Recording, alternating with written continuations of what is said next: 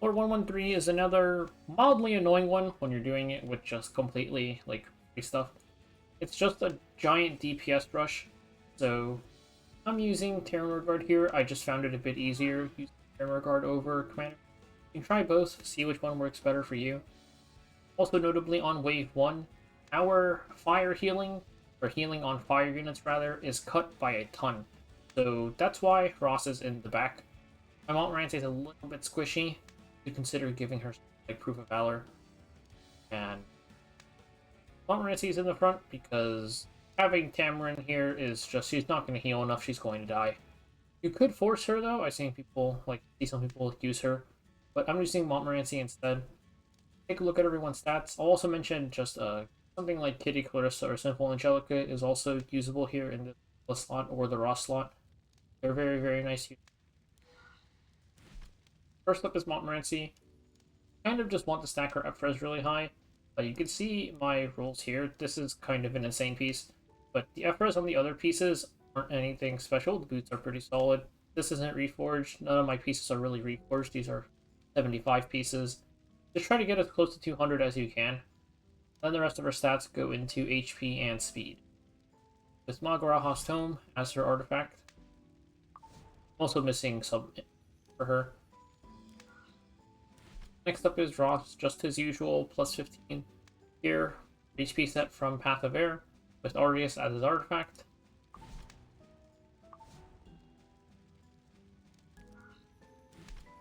Then there's Camilla.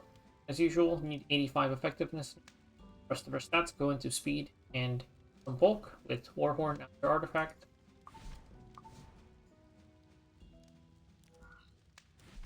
And this is my Taranor Guard. I just have my Best Destruction plus Pen Gear on him, with Symbol of Unity as the artifact, as the boss is immune to Daydream Joker.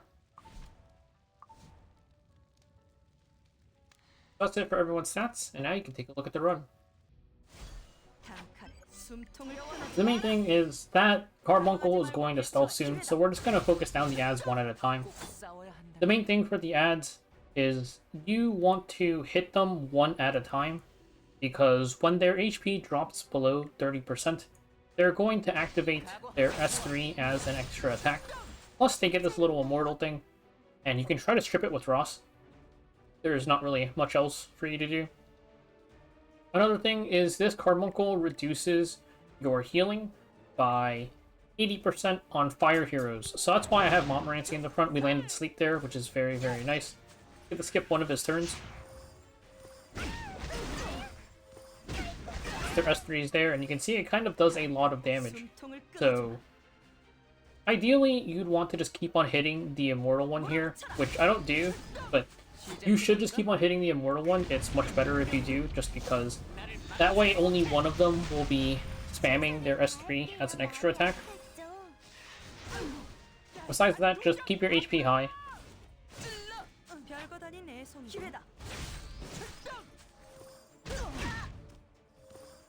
You'll see here, he's gonna S1, then proc S3. And this one, well, that one had S3 up because we slept them earlier. Death buff is really nice to help sustain.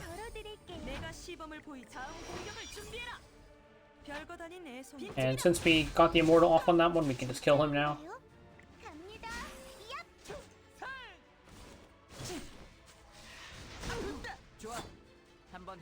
Yeah, we might as well just proc the immortal on the middle one.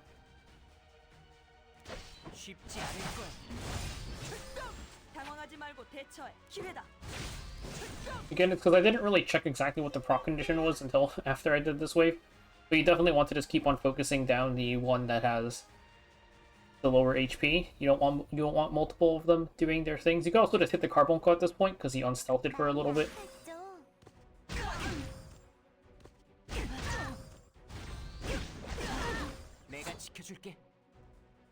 If we can strip it or not. We got the strip, so we can kill him off now.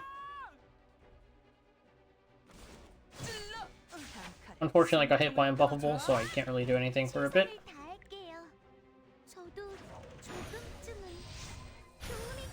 Since this Carbuncle is spamming stealth, we might as well just kill all of the ads. Also gives us time to generate souls for the next wave. I could S3 with Ras there and reveal the Carbuncle, but just gonna kill off the last ad. So we should talk a little bit about the next floor while we're here. It's just a giant DPS race, pretty much. You have like 2 turns or something to do damage to Khawazu before you start taking tons of damage. They're just going to rush him down. This is why I use Taranor Guard. Having all of the extra turns ended up being a lot better for me. Or all the extra cycling from the CR push felt better for me than using Commander Lorena. You could try with Commander Lorena, whichever one works better for you. Well, I've also used Greek here, but I just found Ross to be better, even with the heal cut.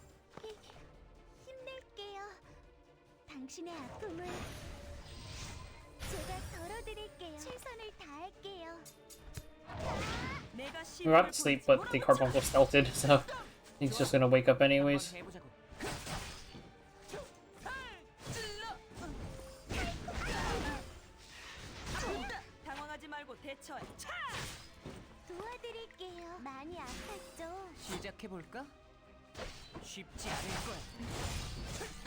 Now the last ad is finally dead and we can start hitting the Carbuncle.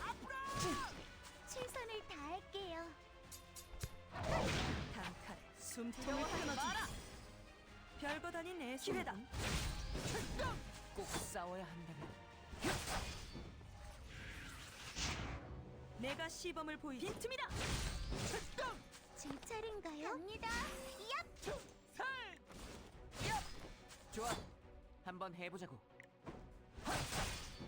별거 아닌 애송이군. 기회다. 이제 괜찮을 거예요. 내가 지켜줄게. 여기 당황하지 마라. 돌격 앞으로. 당황하지 말고 대처해. 공격을 준비해라. 단칼에 몰아붙여 끊어주마. 도와드릴게요. 힘들고. You can see how little he's gonna heal off of that Montmorancy S3. He's only 2k HP.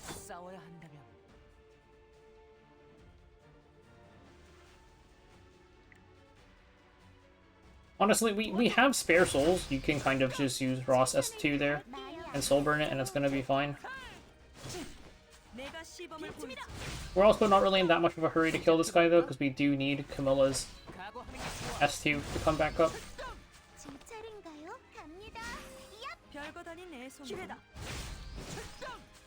We can kill it off here, and we can move into the next wave. And one mistake I made was me not soul burning Taranor Guard S3 or using it at all is kind of bad.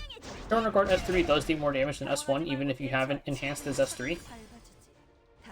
And there's not really any point in soul burning Camilla S1 here, just because he's going to cleanse debuffs at the end of his turn anyways. You can soul burn it for consistency on the death break if you want. But soul burning Taranor Guard S3 is nice just for the cooldown reduction. And you can also soul burn Montmorancy S3, of course, whenever you need to for the AoE cleanse and immunity and healing.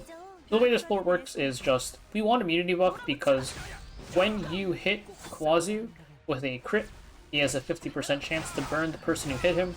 We can just block that with immunity. And if you hit him with a non-crit, which is going to be Ross and Camilla attacks, he has a 75% chance to burn everybody. Which is why you see me kind of just spamming immunity onto Camilla, because Montmorancy can tank it a lot better than Camilla can. The key thing we're looking out for is we want to kill him within like 1 or 2 turns after he uses S2, because we're going to start taking a ton of damage at that point. Kawana's S1s are annoying, they go into your backline no matter what. You already have death breaks, no point in soul burning here. And ideally I should have soul burned that, but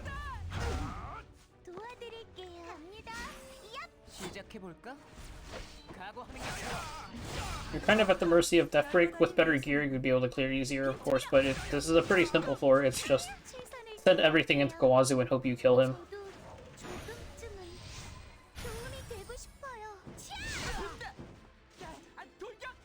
Sometimes she'll strip your immunity and blind you, sometimes she'll strip your attack buff.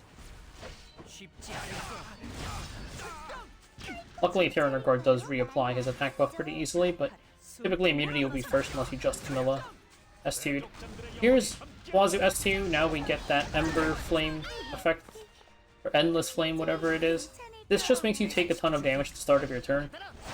And if you got him low enough, you can just kill him before this kills you. Which we did, so we can just S2 here, and then we can S1 and he will be dead. 내가 시범을 보이지. 기회다.